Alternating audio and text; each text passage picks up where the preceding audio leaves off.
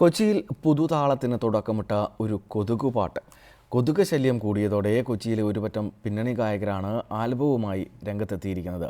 അധികാരികൾക്ക് ഇത് കണ്ടിട്ടെങ്കിലും നാണം വരുമെന്നാണ് ആൽബം ഇറക്കിയവരുടെ പക്ഷം.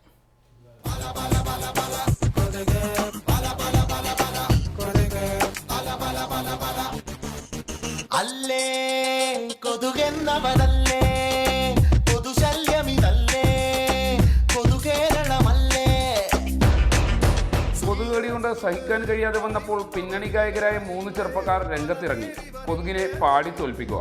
അതുകൊണ്ട് തന്നെ കൊതുകിനെ വിഷയമാക്കി അവർ പുതിയ ആൽബം ഇറക്കി.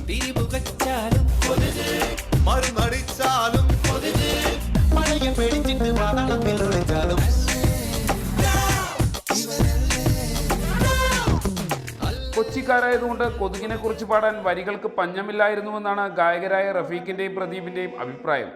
കൊച്ചിയിൽ ഒരു ദിവസം വന്ന് കിടന്നാൽ കൊതുകടി കൊണ്ടില്ലെങ്കിലേ അവർക്കൊരു സുഖം, ഉറക്കം കിട്ടാത്ത അവസ്ഥയാണ് ഇപ്പോൾ നമ്മുടെ നാട്ടിൽ.